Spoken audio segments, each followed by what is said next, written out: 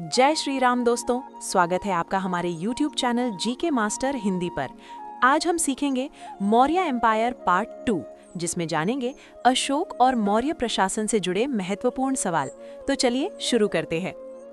16वां सवाल, अशोक ने किस युद्ध के बाद बौद्ध धर्म अपनाया? ए. कलिंग युद्ध, बी. मगध युद्ध, सी. करूर युद्ध, डी. सिंधु युद्ध।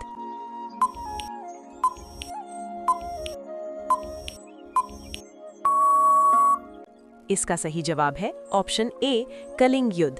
कलिंग युद्ध में भारी हानि के बाद अशोक ने अहिंसा और धर्म का मार्ग अपनाया। 17वां सवाल, अशोक ने अपने शासन में किस नीति का प्रचार किया? ए. युद्ध नीति, बी. धर्म नीति, सी. व्यापार नीति, डी. कर नीति।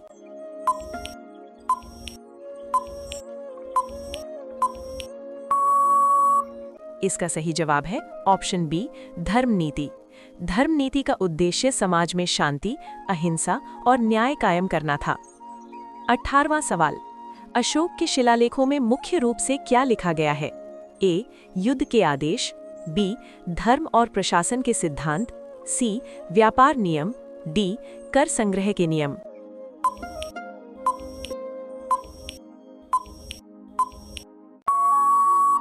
इसका सही जवाब है ऑप्शन बी, धर्म और प्रशासन के सिद्धांत। इन शिलालेखों में अशोक की नैतिक और धार्मिक नीतियां अंकित है। 19वां सवाल, मौर्य साम्राज्य में प्रशासन की सबसे बड़ी इकाई क्या थी? ए. प्रांत, बी. गांव, सी. नगर, डी. विभाग।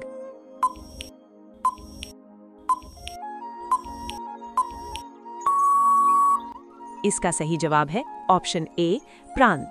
प्रांत साम्राज्य की सबसे बड़ी प्रशासनिक इकाई थी। 20वां सवाल, अशोक ने किस धर्म को अपनाकर विदेशों में प्रचार किया? ए. जैन धर्म, बी. हिंदू धर्म, सी. बौद्ध धर्म, डी. सिख धर्म।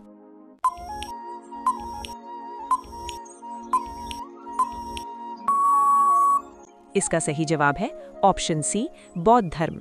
अशोक ने बौद्ध धर्म का प्रचार श्रीलंका और एशिया के कई देशों में किया। 21वां सवाल, मौर्य साम्राज्य में सेना का प्रमुख आधार क्या था? ए.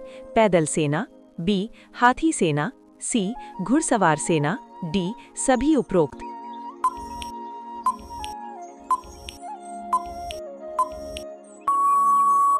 इसका सही जवाब है ऑप्शन डी, सभी उपरोक्त। मौर्य सेना में पैदल, घुड़सवार और हाथी सेना सभी शामिल थे। 22वां सवाल, अशोक ने किस नदी के किनारे कलिंग युद्ध किया था? ए. गंगा, बी. गोदावरी, सी. मझेरी, डी. कृष्णा।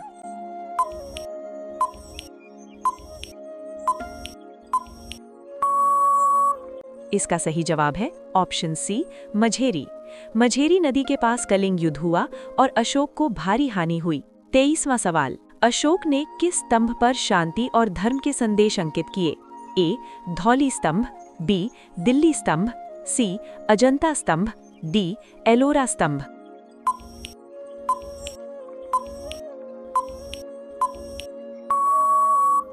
इसका सही जवाब है ऑप्शन ए, धौली स्तंभ।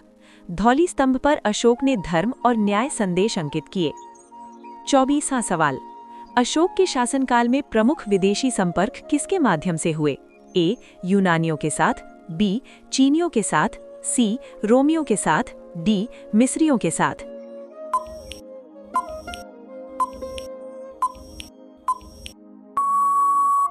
इसका सही जवाब है ऑप्शन ए, यूनानियों के साथ। अशोक ने यूनानी राजदूतों के माध्यम से संपर्क और बौद्ध धर्म का प्रचार किया। 25वां सवाल, अशोक ने अपने साम्राज्य में किसके संरक्षण के लिए अधिकारी नियुक्त किए? ए. शिक्षा और धर्म, बी. सेना, सी. कृषि, डी. कर संग्रह।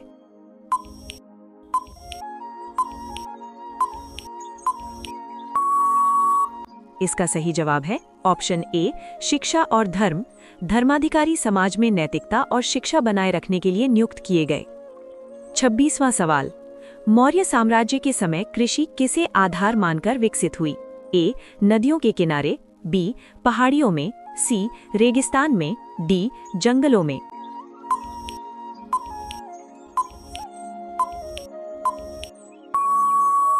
इसका सही जवाब है ऑप्शन ए, नदियों के किनारे। नदी किनारे सिंचाई और उपज के लिए उपयुक्त भूमि थी। 27वां सवाल, अशोक ने किस युद्ध के बाद मौर्य साम्राज्य में अहिंसा और धर्म नीति लागू की? ए. कलिंग युद्ध, बी. मगध युद्ध, सी. करू युद्ध, डी. सिंधु युद्ध।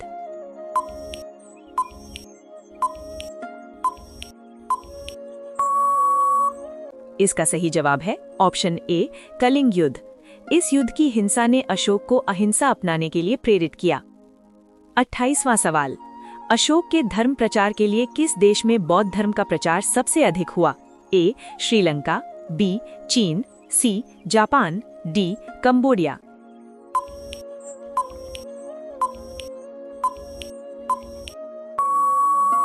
इसका सही जवाब है ऑप्शन ए, श्रीलंका।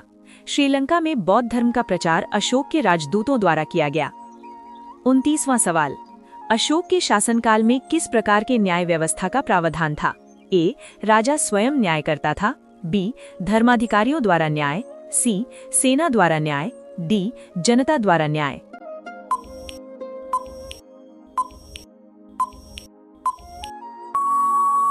इसका सही जवाब है ऑप्शन बी, धर्माधिकारियों द्वारा न्याय। धर्माधिकारी न्याय और प्रशासन की देखरेख करते थे। 30वां सवाल, मौर्य साम्राज्य का पतन कब हुआ? ए. 200 ईसा पूर्व, बी. 185 ईसा पूर्व, सी. 150 ईसा पूर्व, डी. 321 ईसा पूर्व। इसका सही जवाब है ऑप्शन बी, 185 ईसा पूर्व। 185 ईसा पूर्व में अंतिम मौर्य सम्राट के निधन के बाद साम्राज्य समाप्त हुआ। तो दोस्तों, ये थे मौर्य एम्पायर पार्ट 2 के महत्वपूर्ण एमसीक्यू। अगर वीडियो पसंद आया हो तो लाइक करें, शेयर करें, सब्सक्राइब करें। मिलते हैं नेक्स्ट पार्ट में भारत के गुप्त साम्राज्य और अन्य प्रमुख ऐतिहासिक साम्राज्यों के रोचक सवालों के साथ। धन्यवाद। जय श्री राम।